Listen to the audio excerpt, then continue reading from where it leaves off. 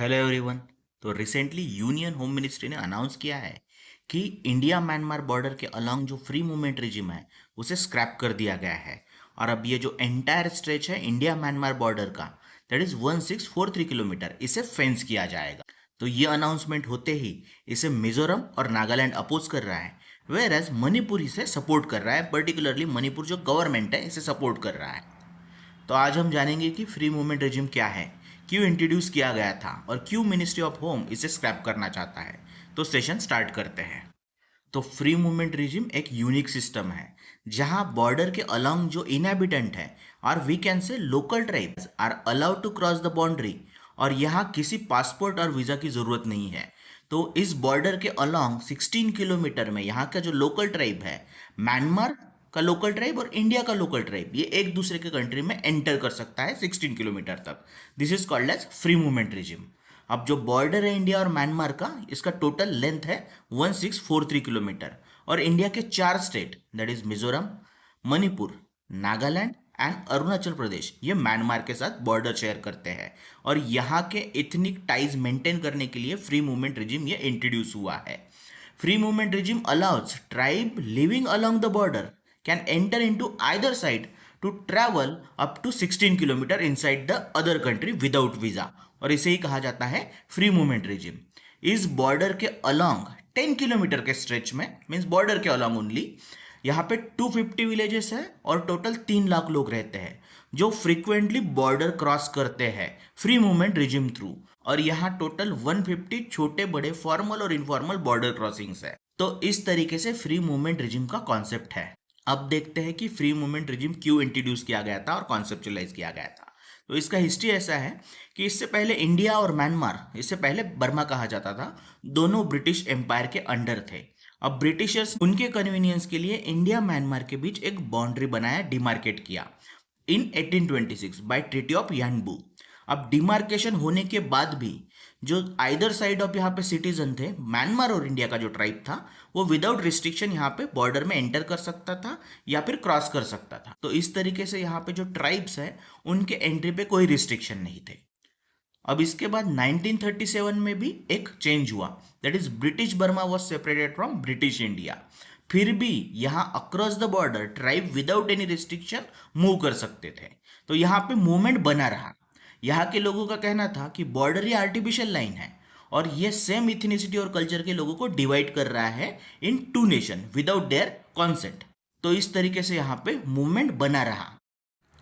अब इसके बाद 1947 में इंडिया इंडिपेंडेंट हो गया और 1948 में बर्मा। बट यहाँ पे जो रिजिम था, यहाँ पे बॉर्डर क्रॉस करने का जो परमिशन था विदाउट रिस्ट्रिक्ट, वो अलाउ था। अब 1950 में फॉर्मली फ्री मूवमेंट रिजिम ये इंट्रोड्यूस हुआ। यहाँ पे कुछ मॉडिफिकेशंस भी थे।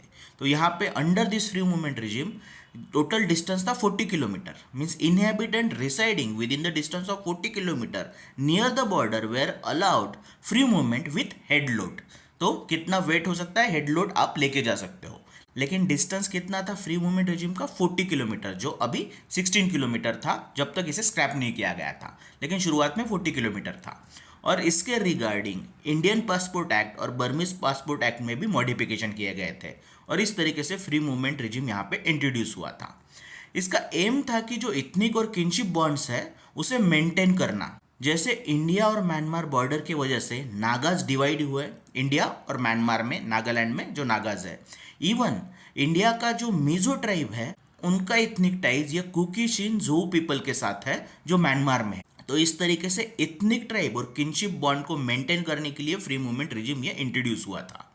अब ये काफ़ी हेल्पफुल था लोगों के लिए, लेकिन इससे रिलेटेड कुछ इश्यूज भी थे। तो इसमें कुछ मॉडिफिकेशन भी किए गए। जैसे 60s के अराउंड जब पहले नागा इंसर्जेंसी आया और बाद में मीटी और मिजो इंसर्जन मूवमेंट्स भी आए, उसकी वजह से 1968 में यहाँ पे परमिट सिस्टम इंट्रोड्यूस हुआ to check the movement of insurgent. But permit system was issued to keep track of those crossing the border. But permit system ज़्यादा इफेक्टिव नहीं हो सका क्योंकि यहाँ पे बॉर्डर जो पोरस था, पोरस बॉर्डर था, और टेरेन जो है माउंटेनस था, डिफिकल्ट था, इसे ट्रैक करना काफ़ी मुश्किल था, बट यहाँ पे मॉडिफिकेशन किए गए थे। 2004 में भी इंपॉर्टेंट यहाँ पे चेंजेस आए, जैसे पहले फ्री मूवमेंट रिजिम में 40 किलोमीटर हुआ करता था, यहाँ पे 16 किलोमीटर तक उसे लाया गया। और यहाँ पे 3 ही आइडेंटिफाइड क्रॉसिंग पॉइंट बनाए गए, जैसे अरुणाचल प्रदेश में पांगसो था, मोरे मणिपुर में, और जोगतावर इन मिजोरम। तो इस तरीके से 3 ही आइडेंटिफाइड क्रॉसिंग पॉइंट थे, बट इसका भी लिमिटेड इम्पैक्ट हुआ क्योंकि बॉर्डर ये पोरस और अनफेंस था। बट चेंजेस क्यों किए गए थे, इसके पीछे ऐसा इंटेंशन था कि इंसर्जेंट को ट्रैक किया जाए और इसी के साथ इलीगल इमिग्रेशन, ड्रग ट्रैफिकिंग और आर्म्स स्मगलिंग को भी चेक किया जाए। तो ये एम के साथ यहाँ पे मॉडिफिकेशन हुए। तो क्वेश्चन ये आ रहा है कि क्यों इसे अभी स्क्रैप किया गया है। तो पहली बात तो फ्री मूवमेंट रिजिम ये लोकल के लिए बेनिफिशियल था, बट अनइंटेंशनली ये इलीगल इमिग्रेशन, ड्रग ट्रैफिकिंग और गन रनिंग को ऐड कर रहा था, इसलिए मिनिस्ट्री ऑफ होम इसे स्क्रैप करना चाहता था और इसे स्क्रैप किया गया है। तो सबसे पहला इशू देखते हैं यहाँ पे इलीगल इमिग्रेशन को कैसे ऐड किया जा रहा था। तो इंडिया म्यांमार बॉर्डर जो है ये एंटायरली अनफेंस्ड है, सिर्फ 6 किलोमीटर का एक स्ट्रेच है। मणिपुर और म्यांमार के बीच उसे फेंस किया गया था, लेकिन इसका फेंसिंग भी काफ़ी डिफिकल्ट है। अब ओवरऑल बॉर्डर ये जो है ये फॉरेस्टेड है और माउंटेनस रीजन है, तो इसे मॉनिटर करना और फेंस करना काफ़ी डिफिकल्ट है, और इसकी वजह से यहाँ पे इलीगल इमिग्रेशन भी बढ़ता है। अब कुछ और रीजन से, पॉलिटिकल रीजन, उससे भी इलीगल इमिग्रेशन बढ़ रहा है। कैसे? तो February 1, 2021 को म्यांमार में मिलिट्री कू हुआ, और उसके बाद यहाँ पे जो लोकल ट्राइब्स है म्यांमार का, कुकी चिन पीपल, इनका परसिक्यूशन शुरू हुआ। अब परसिक्यूशन शुरू हुआ तो उन्होंने इंडिया में एंट्री लेना शुरू कर दिया, जिससे लार्ज नंबर ऑफ म्यांमारीज ट्राइब ये इंडिया में एंटर होने लगा, जिससे फ्री मूवमेंट रिजिम की वजह से सपोर्ट मिला। और यहाँ पे पर्टिकुलरली मणिपुर और मिजोरम में वो एंटर होने लगे, क्योंकि मणिपुर का कुकी, मिजोरम का मिजो, झोमी और कुकी चिन पीपल जो है म्यांमार के, उनका एक ही इथनिक ग्रुप है, इसलिए वो उनको सपोर्ट कर रहे थे। इसलिए मिजोरम ने 40,000 कुकी चिन पीपल को, म्यांमारी पीपल को शेल्टर प्रोवाइड किया, इवन जिसे मिनिस्ट्री ऑफ होम जो है इंडिया का वो अपोज भी कर रहा था, बट यहाँ पे उन्होंने उसे सपोर्ट किया है। और सिर्फ मिजोरम ही नहीं, मणिपुर में भी इलीगल इमिग्रेंट्स आए, और यहाँ पे जो गवर्नमेंट है, मणिपुरी गवर्नमेंट, इसे अपोज कर रहा था, बट जो लोकल ट्राइब है यहाँ पे, कुकी ट्राइब, ये उन्हें सपोर्ट कर रहे थे। और ऐसा कहना है मणिपुर गवर्नमेंट, विलेज चीफ जो है वो इलीगली माइग्रेंट को, म्यांमार के माइग्रेंट को यहाँ पे सेटल कर रहा है, और नए नए यहाँ पे विलेजेस बन रहे हैं, लीडिंग टू डिफॉरेस्टेशन। तो ये अलेज किया गया था मणिपुर गवर्नमेंट की ओर से। इवन इनके अगेंस्ट एक एविक्शन ड्राइव भी शुरू हुआ था मणिपुर में, जो न्यू विलेजेस आए थे, बट ये एविक्शन ड्राइव एक फ्लैश पॉइंट बना बिटवीन कुकीज एंड मैतीज, और 3 मई 2023 को यहाँ पे वायलेंस शुरू हो गया, जो अभी तक चल ही रहा है। तो इस तरीके से फ्री मूवमेंट रिजिम ये इलीगल इमिग्रेशन को सपोर्ट कर रहा है। तो ये इशू था इलीगल माइग्रेशन का। अभी दूसरा इशू है नार्को टेररिज्म का। तो according to centre for land warfare studies, number of insurgent group such as United National Liberation Front, People's Liberation Army, and United Liberation Front of Assam, even National Socialist Council of Nagaland, और कुछ small Kukis and Zomis have built camps in the Kachin state and Chin state of the Myanmar. Insurgent group है, लेकिन इनके camps जो है, training camp जो है, वो म्यांमार में है, पर्टिकुलरली कचिन और चीन स्टेट ऑफ म्यांमार। ये यहाँ पे शेल्टर लेते हैं, उसके बाद आर्म्स इनको मिलते हैं, ट्रेनिंग मिलता है, and most importantly they engage in illegal activities such as smuggling drugs and selling weapon to raise funds. तो उनके फंड रेज करने के लिए यहाँ पे वो नार्को टेररिज्म में इन्वॉल्व है, ऐसा centre for land warfare studies ने कहा है। और इस तरीके से फ्री मूवमेंट रिजिम का यूटिलाइजेशन किया जा रहा है नार्कोटिक्स के बिजनेस के लिए और गन स्मगलिंग के लिए, और ये पॉसिबल हो रहा है पोरस बॉर्डर की वजह से और frequent misuse of the free movement regime. इसलिए मिनिस्ट्री ऑफ होम ने इसे स्क्रैप कर दिया है, और यहाँ पे एंटायर जो स्ट्रेच है अभी वो फेंस किया जाएगा।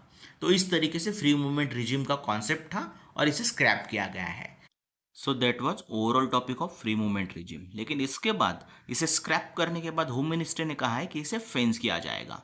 बट ये जो स्क्रैपिंग और फेंसिंग का प्रोसेस है, इसे जो स्टेट्स है सच एज मिजोरम और नागालैंड, ये अपोज कर रहे हैं, और उनका कहना है कि विदाउट देयर कॉन्सेंट या परमिशन आप इसे स्क्रैप नहीं कर सकते थे। तो ये उनके स्टेट का कहना है। इवन मणिपुर का जो ट्राइब है, कुकी ट्राइब, ये इसे अपोज कर रहा है, क्योंकि इनके इथनिक टाइज और जो कल्चरल टाइज है वो थ्रेट में आ सकते हैं, डिवाइड हो सकते हैं ये लोग।